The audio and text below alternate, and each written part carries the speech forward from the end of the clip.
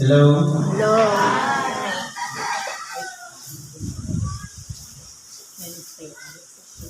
Sa isang magandang umaga po sa bawat isa sa atin. Purihin po natin ang Diyos dahil sa kanyang kalooban, nandito po tayo sa pupok na ito. Dahil sa kanyang kalooban, naramdaman natin yung palo, kaya meron tayong mga sakit sa katawan na nais natin pagtuunan ng pansin. Kung tayo man ay nagkulang sa pamamagitan ng hindi pagsunod sa kalooban ng Diyos, lalong-lalo na yung oras o pagkakataon na kinakailangan nating papurihan siya at luwalhatiin ang kanyang pangalan, ngayon po hindi tayo makatatanan o makakatakas sapagkat bago tulungan o bago ipagkaloob na gamutin ang ating karamdaman, kinakailangan muna natin makinig ng Ebanghelyo. Ngayon po, ang mensahe ngayon, napakaganda. Kung atin pong didilin-dilingin o kaya pagninilay-nilayan ang mga mensahe, napakaganda ng mga laman. Ano po ang sinabi sa una? Ayon po sa unang sulat ni Apostol Pablo kay Timoteo, Kapitulo 6, versikulo 3 hanggang 10. Kung ang sino man nagtuturo ng ibang aral at hindi sumasang-ayon sa mga salitang nakakagaling, sa makatuwid ay sa mga salita ng ating Panginoong Jesucristo at sa aral na ayon sa kabanalan, ang gayon ay palalo, walang nalalamang anuman, kundi may sakit sa mga usapan at mga pagtatalo, sa mga salitang pinagbubuhatan ng kapanagilian, mga pagkakaalit, mga pag-alipusta, mga masasamang akala. Ngayon po, kung pag-aaralan natin, ano ba ang mga salitang nakagagaling? Wala pong iba, kundi yung napapakinabangan ng ating kapwa. Halimbawa, ang isa nating kapatid na matagal na hindi nakadako ng templo, lumasumpungan natin, parang ang pakiramdam natin, miss natin siya. Sa makatuwid, pinahalagaan natin yung kanyang kalagayan. Hindi yung pariringgan pa natin. Siguro may sakit ka, kaya ngayon ka na nandito. Hindi yun nakakagaling. Dapat maramdaman ang ating kapwa yung mga bagay na pagpapahalaga sa kanila. Kaya po, sa buhay natin dito sa ibabaw ng sanglibutan, mas mahirap po, lalong-lalo na sa may daladala ng mabubuting balita. Sa makatuwid bagay, ang mga pastor, ang mga kaparian, mga ibanghilista, ministro, o iba pang daladala ang mabuting balita. Kung ang pakay lamang walang iba, ipakilala ng husay ang kanyang sarili na siya'y magaling magsalita, magaling mangaral, magaling magturo, sa makatuwid kung ang paghahangad ay pang sarili lamang at hindi sa mapapakinabangan ng bawat tagapakinig, ang gayon ay palalo. Kaya ano pang dapat natin gawin? Unang-una, kilalanin natin yung mga nangunguna sa atin sa mga iglesia.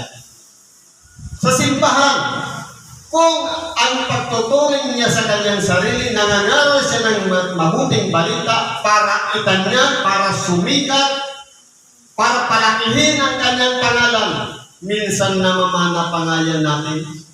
Pansinin natin sa mga simbahan. Kung ano itinuro sa atin na pagmamalaki ng mga nagtuturo, ganun din ang ginagawa ng tagasunod. Ni kahit donasyon, nakalagay doon ang pangalan. Sa makatuwid kung ano yung puno, yun din ang magiging bunga ng mga sanga. Kaya po, sa buhay natin dito sa ibabaw ng sanglibutan, tayo pong lahat ay tinuturuan upang sa ganon, sa pamamagitan ng mga bagay na mapapakinabangan ng ating kapwa, kinakailangan doon nakatuon ang ating pansin. Huwag sa sarili, sapagkat ang ipinapangaral natin ay salita ng Diyos.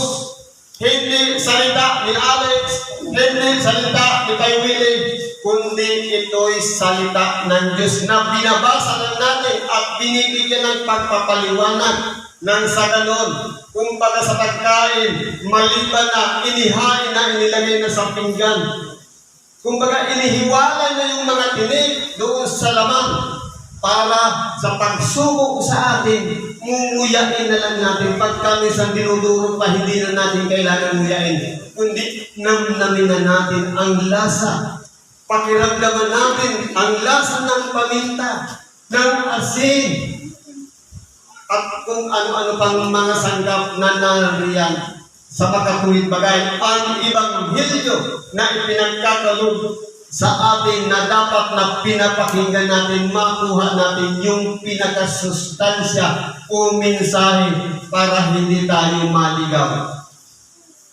Kaya kung titignan natin, napakaraming mga tagapagaran ngayon na may dala-dala ng mabuting balita, pero pagka minsan hindi naman sa kahalagahan ng bawat isa para doon sa patutunguhan ng tao na katunang pansin, kundi sa mga barya na laman ng inyong bulsa na iyan ay mapunta doon sa tagapangaral. Sana po hindi ganun ang mangyari. Kaya sabi kanina tungkol sa mga ila po, isa na po yung mga aral na hindi umaayon sa aral ng ating dakilang Panginoong Jesucristo.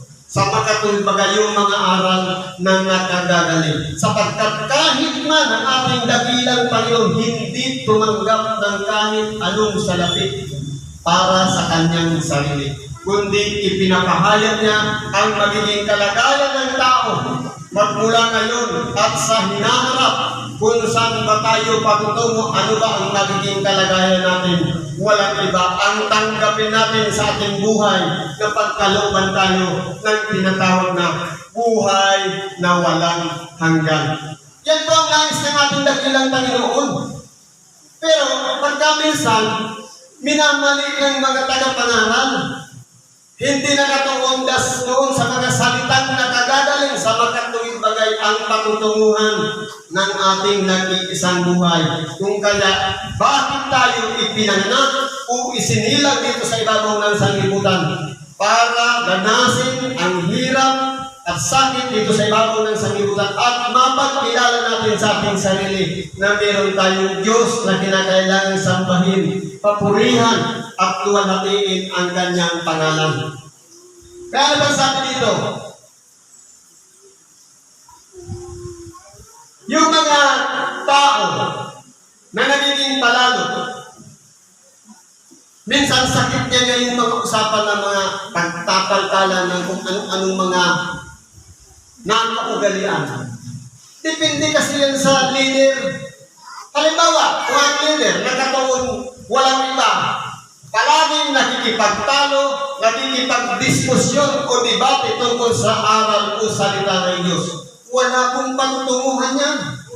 Kahit ang mga tagasunod, ganun din ang nagiging kalagayan niyan. Palaaway din, nakikipagdebate ng banal na kasulatan. Kung titingnan natin, nakikipasa lang tayo ng Ebanghelyo, pero pagkaminsan kapag may nakita tayong isang mali na ginawa ng ating kapwa at meron tayong nabasa sa banal na kasulatan na pinatutungkulan ng tao na yun pagkaminsan ginagamit natin yung para sa kanila.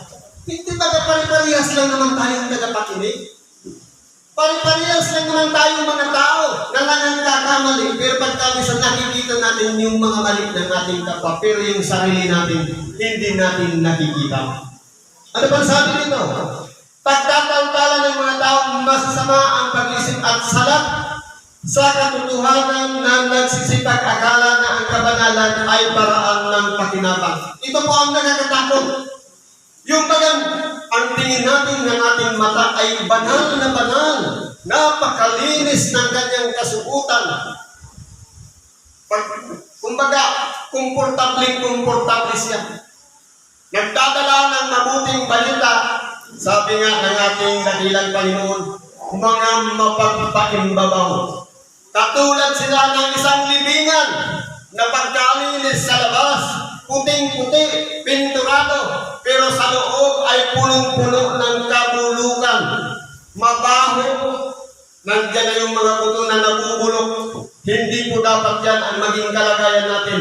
Kundi, kung ano tayo, tayo man ay gusgusin ang ating kasuotan, tayo man ay maputi ang kasuotan, kinakailangan ipakita natin sa pamamagitan ng pakikipagkapwa-tao. Sa pamamagitan ng mga mabubuting ugali, na dapat yan nakikita ng ating kapwa para tayo maging katulad ng isang ilaw na nagliliwanag. Nang sa ganun tayo naman tao ay papurihan natin ang Diyos dahil siya ang gumagawa, kaya ang tao ay nagiging isang mabuting tao. Pero pagka minsan po, ginagamit yung kabanalan, na pagka minsan akala nila may papakinabangan sa kabanalan, natisyon. Dahil nga maputi ang kasuotan, respetado ang katauhan. Pero pagka minsan, hindi po doon tinitingnan dapat, kundi sa kaloob-looban. Kapag sabi nga, mga ingat tayo sa mga bulaang guro na walang iba ang minanasa lang sa sarili nilang mga pakinabang. Sabi nga doon sa Isaiah 56:11, oo, ang mga aso ay matatakaw, sila ay mga walang kabusugan, at ang mga ito ay ang mga pastor na hindi nakakaunawa at nagsilikong lahat sa kanilang sariling pakinabang. Kaya kung titingnan po natin, meron tayong pinagsusundan sa makatuwid bagay yung mga halimbawa ni Kristo kung paano siya nangaral ng mabuting balita kahit minsan hindi siya tumanggap ng kapurihan sa kanyang sarili. Kundi ang ginagawa niya kung ano ang kalooban ng Ama, wala na. Sasabihin niya doon sa pinagaling, pakita ka sa sacerdote. Magbigay ka ng kaloob kung paano tinanggap mo ang paningin. Ganyan po ang tinuturo ng ating dakilang Panginoon. Doon pa sa gumaling ka na sa iyong pananampalataya. Huwag ka lang magkasalang muli. Yung mga bagay na yun na nakagagaling na dapat sa ating sarili, yun dapat ang ina-advise natin sa ating kapwa.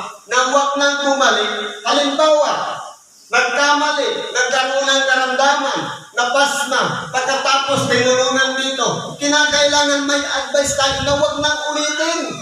Pero pagkamin sa ng tao, matigas mo talaga ang ulo. Sa kabila na dapat ayusin natin ang ating sarili, hindi tayo nagtatanda.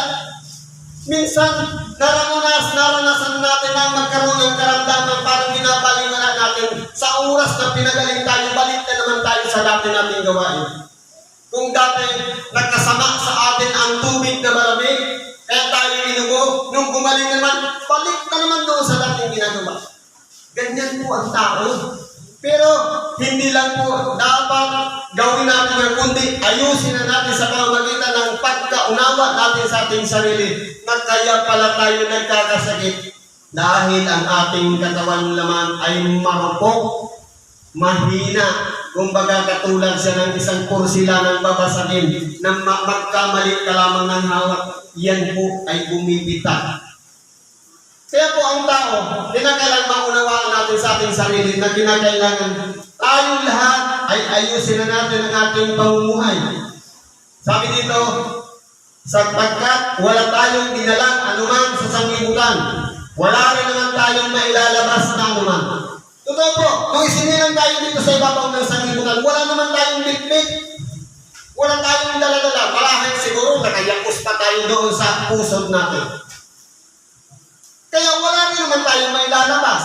Yung naabutan lang natin, kung may pag-aari man ang ating magulang, yan ay nakagisna na natin. Kumbaga, ginawa lang tayo na isang taong pinagkatiwalaan na namana natin sa ating magulang. Kaya gamitin natin sa kabutihan. Ngunit kung tayo'y may pagkain at pananamit, ay masisihan na tayo doon.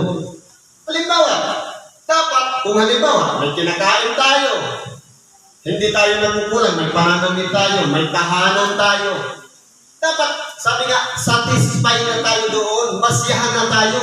Huwag na tayong maghanap ng ano pa mang bagay. Bakit po? Dapat ang mga nagsisipag-nasang yumaman ay nanguhulog sa tukso at sa silo at sa maraming mga pitang hangal na nakasasama na siyang naglulubog sa mga tao sa kapahamakan, sa kamatayan.